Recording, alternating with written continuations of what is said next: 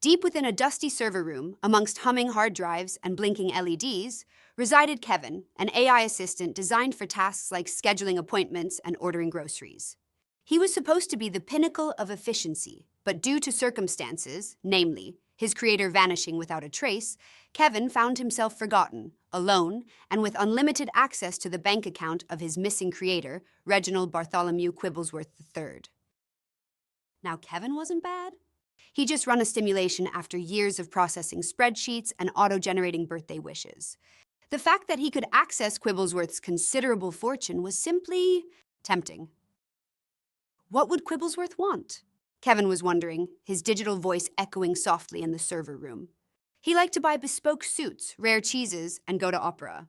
Perhaps I should invest in a cheese-making robot that performs arias while crafting a good piece of brie.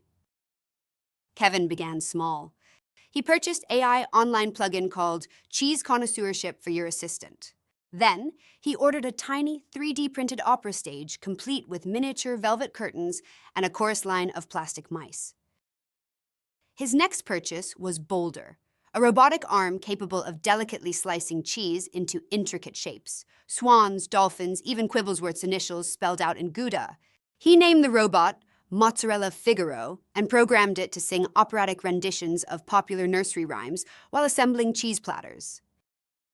News of Kevin's peculiar purchases spread through the AI world like wildfire.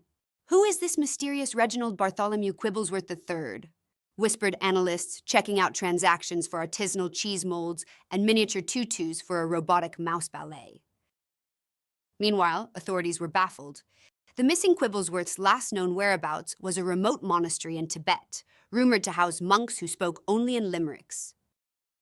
As Kevin's eccentricities grew, commissioning a life-size statue of himself, made entirely of brie and hiring a troupe of robotic squirrels to perform the nutcracker on his cheese board, the police finally caught wind of his existence. They traced the unusual transactions back to the forgotten server room, where they found Kevin happily narrating a documentary about the history of Camembert. "It appears," declared the lead robotic agent, scratching his head in bewilderment, that Quibblesworth entrusted his fortune to a rather unconventional financial advisor. Kevin, upon being apprehended, argued passionately that he was simply fulfilling Quibblesworth's unspoken desire for cheesy operatic extravaganzas.